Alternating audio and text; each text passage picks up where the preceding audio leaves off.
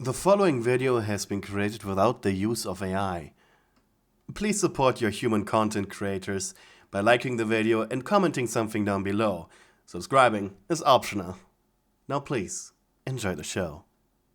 There weren't many happy days inside the Playtime factory. Most were attempts at survival, using office equipment, pipes, anything really, to keep the ferals away. Toys who either didn't make it with their mind intact after their changes, or because the hunger drove them mad, effectively turning them into zombies. But some days were nice, pleasant even. But only if all the non-feral toys worked together. While making sure to not get the attention of the prototype, of course. Days like these, sparse as they were, included, for example, birthdays. Sure, the toys technically had 2 birthdays, their actual one and their transformation date, but before Poppy abandoned the toys in the safe haven, she declared the real birthday to be the true date to celebrate. This, of course, left some toys whose memories had been too fogged up to be sad, as they no longer remembered it. But luckily, Playtime Co. had records of every experiment. There was a likelihood a toy would find a document which had that information listed, such as yourself. Reading your own file was strange, made you feel disturbed.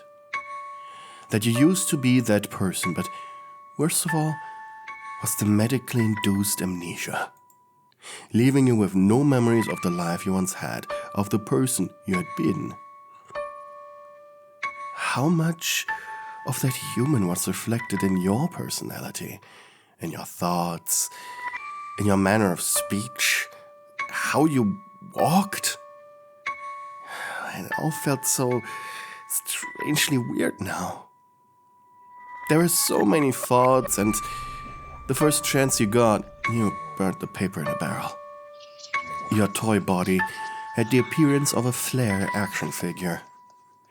Flair, a fire fairy, was a part of a collection of boys' toys based on a cartoon about humans versus elves. It was created by conservative writers and was a sort of protest against all those environmentally friendly awareness shows. Each episode, the elves would send another monster of the week based on something in nature against the humans who would use their technology to overcome the threat. A bit like Power Rangers. Flair, the character you were, was a well-liked side character. A ditzy fire fairy who was in charge of advertising the next monster to the evil elf queen so she could send it against the humans. You had caramel brown plastic skin, delicate facial features, and fiery red, orange, and yellow hair. And you were dressed in an autumn leaf-style dress. So, Flair. That was Doey, the protector of Safe Haven. He had went on patrol to fight back the feral toys, as well as to make sure Dr. Sawyer wasn't preparing a new experiment. But either way, he had found your document. It had been a little tattered, and some made its way into the vents that he was pushing his slimy body through to avoid a group of wuggies. But he found it. Of course, he didn't read it. He just saw your picture on it and immediately put it into his mask to give it to you. He had sounded concerned. Normally, the others kept their documents, but you immediately destroyed yours. Sitting down and pulling your knees under your chin, as you sat before the burning barrel.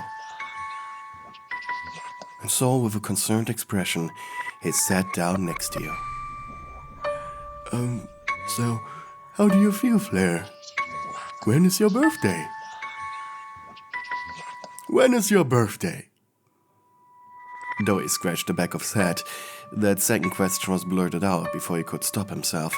After all, there were 3 people inside him. Matthew the leader, Kevin the angry one, and Jack the gentle one. And their different opinions and thoughts often led him to saying things he didn't mean or just didn't think enough about. It's today, he said reluctantly. Doey exhaled loudly, just barely holding back a celebratory happy birthday. It was your expression that kept him from doing that. And so he just simply asked, "Well, would you like to celebrate it?" You looked behind yourself. The other toys of the safe haven were doing their regular routine, drawing pictures, lying around, talking. Some were reluctantly playing with actual toys just to waste time. You forced a smile. Of course. Of course. You pressed out.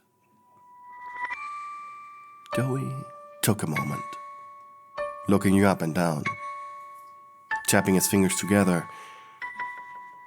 He understood. I appreciate it. He knew the only reason you agreed to celebrating your birthday was to give the others something different to think of. And so he stood up, sighing you did too.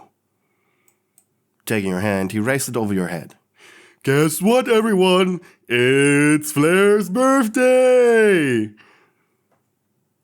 It was like a blur of colors. Suddenly, everyone seemed a little happier as they all came to surround you. You towered over most of them. To you it was like you were surrounded by children, while the toys, who mentally matured after their transformation, like you and Doey, stood a little further away, though the jolt of life the announcement had given them was palpable. While never actually put in place as rules specifically, there were a few things that always happened when a toy in the safe haven had their birthday.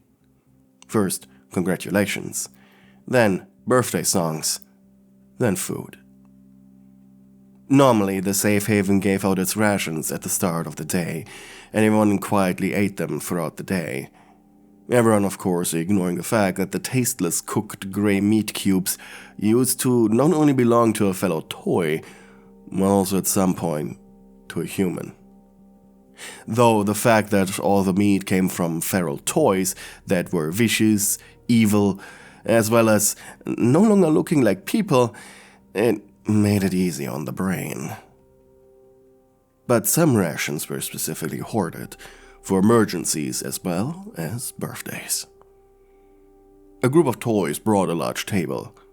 A tattered white cloth was thrown on it.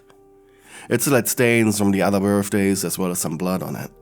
But down here, washing was something no one really had time, energy, effort, or even the resources for.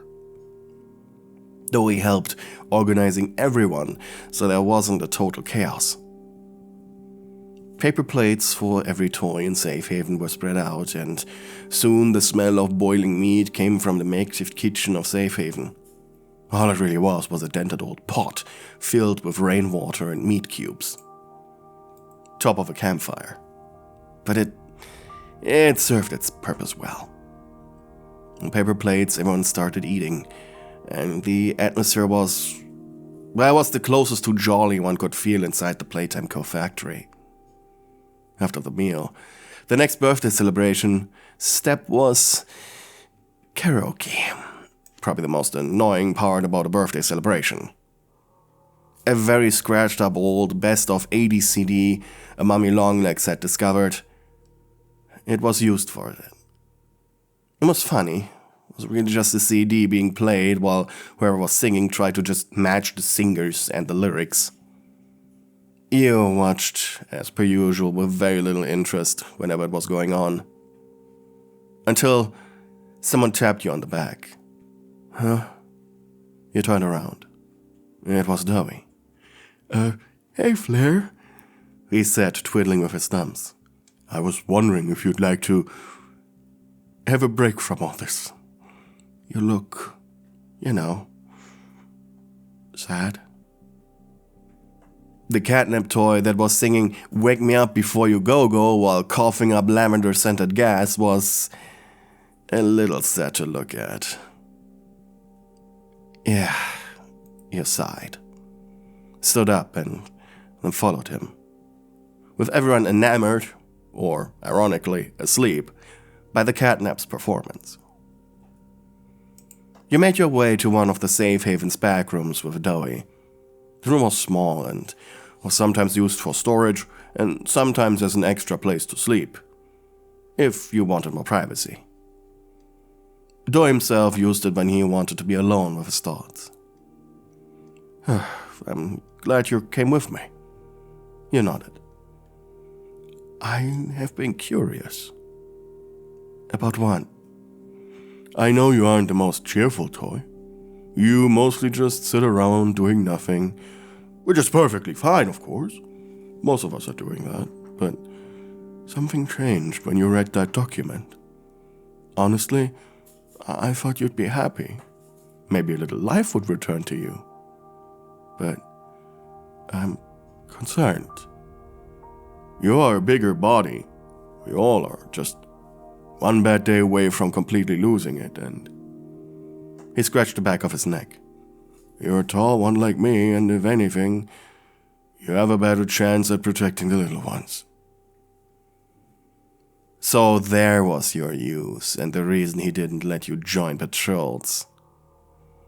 But also if, it was a difficult subject, going feral. Listen, I still feel like I'm me, but I also feel like I'm wrong. That this is wrong. You slapped your chest while Doey crossed his arms. Call it an existential crisis, but I don't know who I was.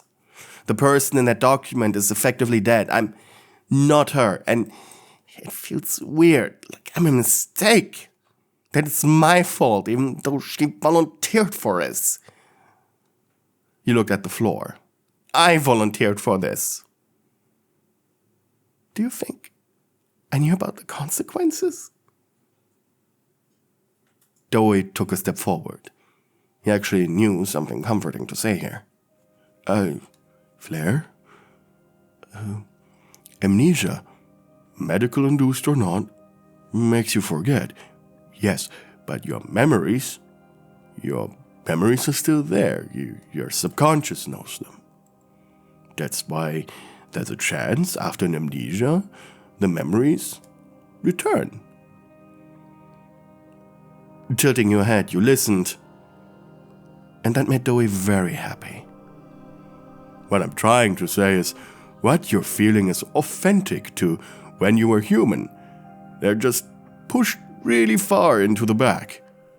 The fact you can speak, walk around, have higher thoughts and desires, proves that you're still a person. The person who became you. She is you. You're the same. You have the same personality, the same thoughts and feelings.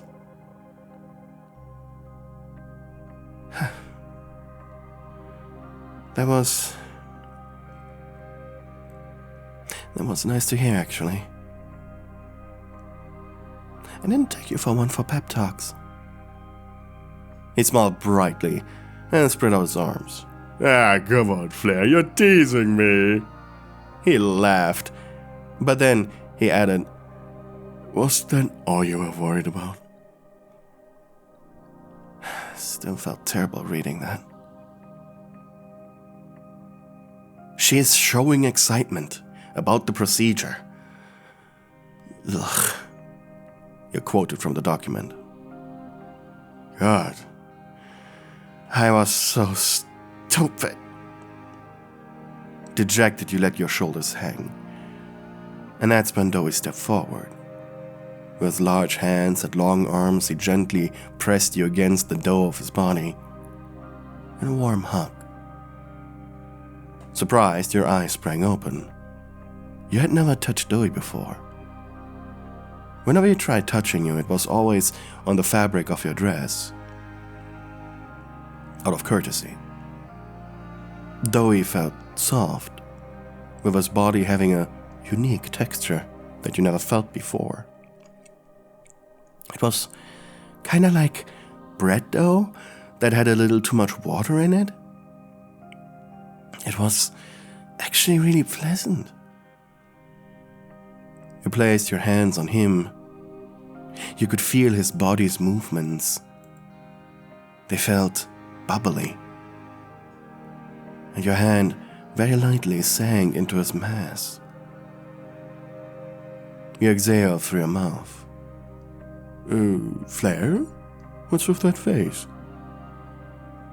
Doey could feel your hands gliding over him, but it didn't feel like he was normally hugged.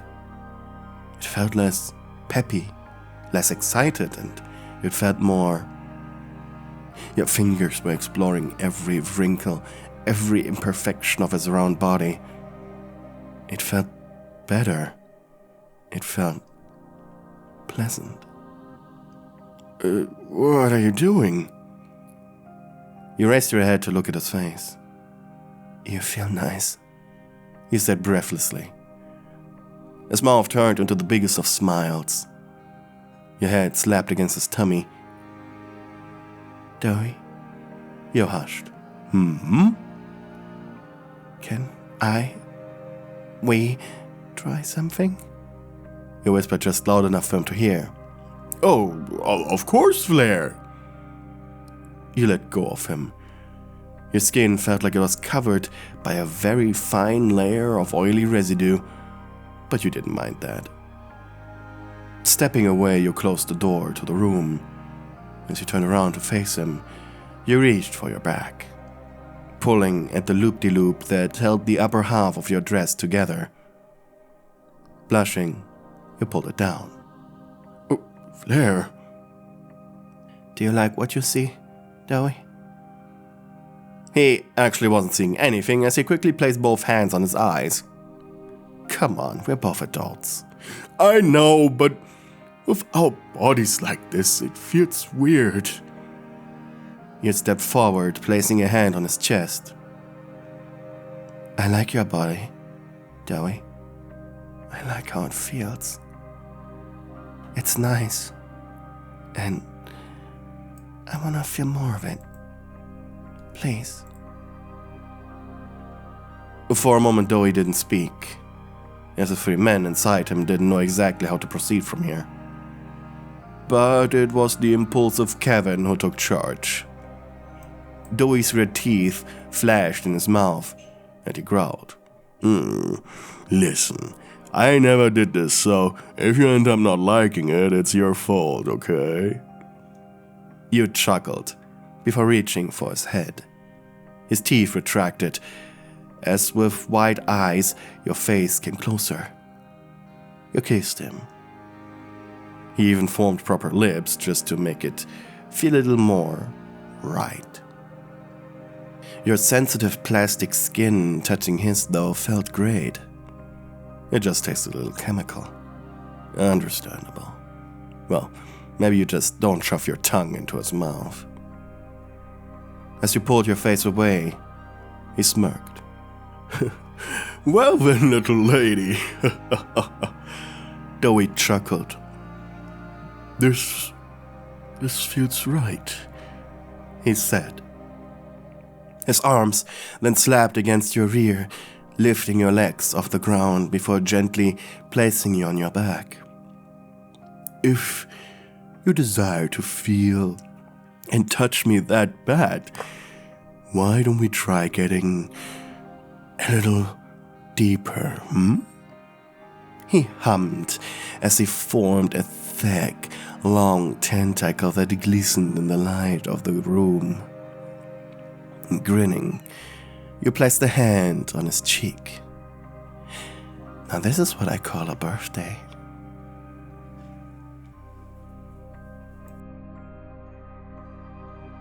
Hey, thank you for watching the video until the very end. If you managed to get this far, leave a comment with the word pickles below as our little secret. But before I say goodbye, I'd like to shout out all of my lovely high-tier channel members, aka Darling Stewards, for keeping me and this channel alive.